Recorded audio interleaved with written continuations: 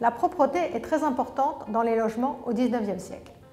Afin d'améliorer la vie des ouvriers, la ville de Paris décide de construire des logements sociaux et en 1851, c'est ainsi que l'on voit naître la Cité Napoléon dans le 9e arrondissement.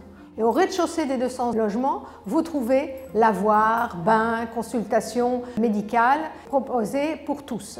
Et c'est en fait le premier exemple de logement social, mais c'est aussi un exemple de pris en compte par les pouvoirs publics. Et jusqu'en 1912, ce seront finalement les fondations philanthropiques privées qui vont prendre le relais des pouvoirs publics qui ne vont plus se consacrer au logement social. Et c'est ainsi que l'on va avoir quelles fondations, Noémie, qui vont prendre en charge le logement social? Surtout la fondation Rothschild, c'était ce que j'étais en train de regarder avec son concours de la rue de Prague en 1904, qui va vraiment faire appel à tous les architectes de l'époque pour leur demander de proposer un programme ultra hygiéniste avec des courants d'air, un schéma sur la circulation de l'air, un aménagement également de l'intérieur des logements avec notamment des toilettes. On a ici donc le casier sanitaire qui reprend le schéma qui a été lauréat de ce concours, donc qui a été construit par Adolphe Augustin Rey, qui est construit avec des cours ouvertes qui permet justement la circulation de l'air et qui donc est construit aujourd'hui, vous pouvez tous aller le voir, rue de Prague à Paris. Alors il y a cette initiative privée, mais il y en a eu d'autres également, dont l'une des plus connues est celle faite par Henri Sauvage et Charles Sarrazin, qui est l'immeuble à gradins. Le principe de l'immeuble à gradins est très simple. On sait qu'il faut une hauteur d'immeuble égale à la largeur de la rue. Donc on va faire en gradins pour construire plus haut, tout en permettant l'ensoleillement dès le rez-de-chaussée. Vous avez ici une photographie de l'une des deux constructions d'immeubles à gradins de Henri Sauvage, celle rue Vavin. Il y en a une autre rue des Amiraux où à l'intérieur vous avez même une piscine. Et quand on regarde, la façade de l'immeuble est en céramique pour que ça soit plus facilement lavable. Alors là, on parle d'initiatives privées. Mais quand est-ce qu'arrivent les initiatives publiques, Marie-Pierre ?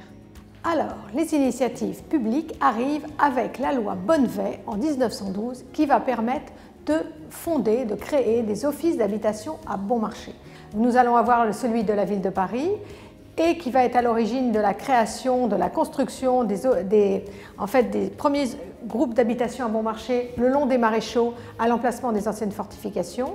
Et après, vous allez avoir l'office des habitations à bon marché du département de la Seine qui va être créé en 1915 à l'initiative d'Henri Sellier, qui va être aussi le maire de Suresnes. Et ces initiatives de l'Office d'habitation va en fait créer des cités-jardins, d'après un principe anglais de Garden City, et va construire autour de Paris une quinzaine de cités-jardins.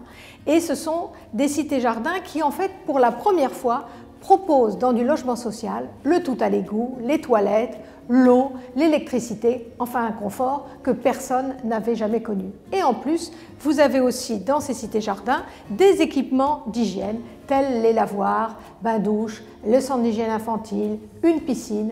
Et ainsi, c'est vraiment l'hygiène à la portée de tous. Ah oui, là on voit bien du coup qu'on a vraiment tous les équipements et les cours ouvertes. Mais là on est durant l'entre-deux-guerres, c'est ça ? Exactement. Alors les cours ouvertes, on avait déjà eu cette initiative avec Prague, la rue de Prague, mais aussi avec les maréchaux et les immeubles d'habitation à bon marché du département de la ville de Paris, tout le long de la ceinture de Paris avec les cours ouverts. En briques comme les cités-jardins. Exactement.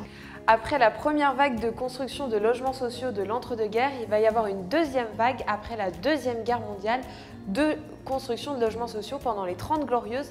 5 millions de logements vont être construits. On va les appeler les grands ensembles, construits tout autour de Paris, dans la banlieue parisienne. Ces grandes barres et ces grandes tours qui en fait retrouvent les caractéristiques d'un logement hygiéniste. Derrière moi, vous avez l'intérieur d'un logement du grand ensemble, le plus grand d'Europe, Sarcelles-Locher, et on y retrouve de grandes fenêtres pour que le soleil et l'air puissent rentrer dans les logements, un espacement entre les immeubles suffisant et même très large pour que l'air aussi puisse circuler.